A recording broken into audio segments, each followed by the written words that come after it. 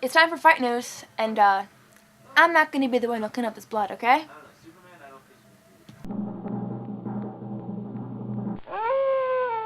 What you are trying to do is utterly impossible. Fight News, Episode 26, Stitches for Everyone. Ladies and gentlemen, boys and girls, welcome back to another episode of Comicbookmans Video Outhouse, dealing today with the MMA wonderful world of mixed martial arts. I am your humble host, Uncle Peter. Joining me as he always does. Hello, kids. It's Bo. That's Bo. That's him. That's How right. you doing? And we are coming to you as we always do from Alternate Reality Incorporated, the comic book megastore located here at the corner of 111th and Kedzie in the Hayshaker capital of Chicago. That is the Mount Greenwood neighborhood. What? The Hayshaker, I will explain it to you later, and the rest of them can look it up. Figure it out on their own. Anyway, Alternate Reality Buy a Incorporated, thesaurus, where you you cheap come in for new comic books at 15% off, and he just does it for everybody who walks into his door. Even that guy? Yeah, that guy too. But somebody who won't be walking in his door anytime soon is Jason Mayhem Miller, and he's got a real spectacular reason for not being here. He's in some kind of deep crap. Bo? For all you fans who watched CBS Strikeforce show last Saturday, I missed the really good part too. Apparently. Jake Shields had a fight with Dan Henderson. Right. Jake Shields beat Dan Henderson. Right. Once the fight was over with, Shields was doing his post-match interview. Okay. Jason Mayhem Miller came into the cage and basically said, "Hey, how about my rematch?" Whoa. Shields is sort of like, "Why?" What rematch? Right. He kind of pushed him away. Oh, that wasn't good. And then one of his training partners also pushed him away. And then all of a sudden, a fight broke out in the middle of the An actual fight breaking out at a MMA contest. So they're trying. Go figure. They're trying to get Miller out of the. They're trying to get Miller out of the cage. Now, while this is going on, you've got the Diaz brothers punching him in the head and back, and this is all on live television, boys. And live and for real, actually, unscripted. It was totally unscripted. So not that their other stuff is. Please, well, MMA fighters, don't hurt me. Right. So after the brawl was over with, CBS went to commercial. They came back, and Jake Shields apologized. Unfortunately, Miller didn't apologize until a couple of days later. Strikeforce CEO Scott Coker is not happy with his behavior. He may be fined or suspended by the Athletic Commission in Tennessee. Ooh. And Dana White said, we're trying to make this a sport where everybody wants to get into, and then you go on TV and you act like a damn fool. And show your tuchus in that fashion, that's not good. What the... Yeah, Speaking of morons, Anderson Silva. I read about this the first time, and what's he trying to be? The WWE now? He cheesed off the boss. At UFC 112, Anderson Silva was fighting. He was Demian Maia. Demian Maia. Okay. Anderson thought that this is the first fight in Abu Dhabi. Yeah. The people who own the building they were fighting in happened to be 10% partners in UFC. Yes. This is an international card. Yes. Silva decided to act Maia, like apparently not up to Maia Silva's wasn't level Silva's of competition. So Anderson started smiling, joking away, goofing around. Basically and, clowning. Yeah, it was basically before the last round was out. Dana White picked up White's belt. The belt, the championship belt. He took the championship belt of Silva. He looked over at Silva's manager, Ed Soares, and he went, and he walked away. Yeah. Dana White has never walked away from a main event in any MMA. Word has it, Dana White was pissed. Video, if you go online, you'll find a bunch of video of White talking about it. White was, he was well beyond pissed. Coming upon perturbed. He was covering it, and then at the press conference, Silva didn't apologize for it, which basically made White even angrier. Yeah, not good to... Yeah. Now, Anderson's next fight is against Chael Sonnen, who happens to be running for the state in Oregon. Dana said, look, if during that fight you do this again, show your tuchus.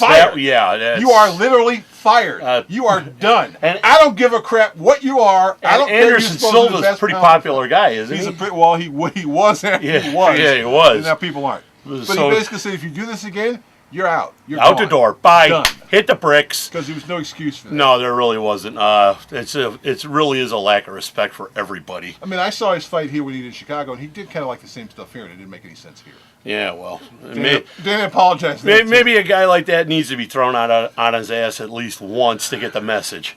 But while Dana White's trying to figure out what to do with Anderson Silva, he's got plans of his own for something else. He's going into business again. Dana is considering building a humongous big. family-friendly complex big.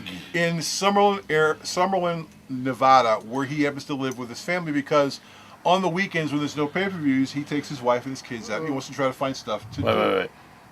Doesn't Nevada have a giant entertainment complex already there? Yeah, but his kids are like 10, 9, 8. So, they're young kids. They got stuff He took in the Vegas. Kids, yeah, but not. Well, actually, what's really cute is he does take it. He goes to GameWorks off the strip with his kids every once in a while and plays. Okay. But he wants to build this giant, massive, family-friendly complex so that people have places to take the kids. And land's cheap, and Dana's got a lot of money, so it's probably happy. why not? And man, if you can pull it off, good for you.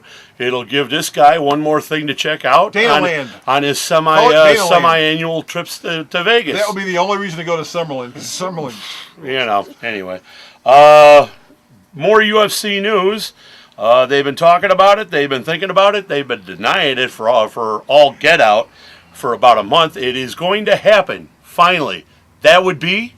The main event for UFC 115 is Chuck Liddell versus Rich Franklin.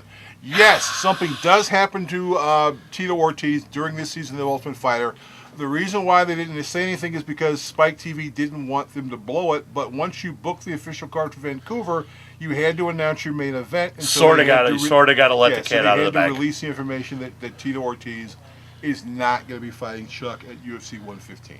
But it's going to be Chuck and Rich Franklin. It's going to be Chuck and Rich Franklin, and Franklin will pop up, I guess, in the middle of the season, and he will take over as coach because whatever happens to Tito is something that makes him have to leave the air. Okay. Another little battle that's just been signed. Some of you, if not all of you, MMA fans will know about. The Beast is back. That would be Brock Lesnar. Shane Brock Carwin. and his busted guts are back. He's back. He will be fighting Shane Carwin for the actual belt. Carwin's got a belt, but it's not really the belt because Lesnar goes, I didn't lose my belt. I was out sick. That's right. So when Carwin got the title shot, Lesnar walked in and go, that's nice. It's a nice little toy you got. Yeah. I got the real one at home. No, come on. Right. Let's go for the big prize, huh? What do you say? So this fight will be July 5th in Las Vegas, Nevada. Outstanding. And Brock, we're glad to see you're back. And you're also quick. Mira's pregnant. She's pregnant again. She is. She's pregnant again. So his guts really are healthy. He's having sex and having kids. Good for you, Brock. You're the man. Rena's pregnant again. You're back. We're out. That's it for us. For this and all kinds of other news you see, media, comic, MMA, wrestling, the whole ball of wax, you come on down to our spot on the information superhighway called Alternate Reality. And that particular address is going to be given to you by a very cute, very short little girl. And her name, that's Sarah, by the way, for those of you who have been asking, and she's right over there. Tell us. God, you think you know this by now. www.myalternatereality.com. Am I your mother or something? God, I like the way she does that. She's not that short. She's short. Anyway, that's it for Uncle Peter. That's it for Bo. And we're done. We're out of here. See ya.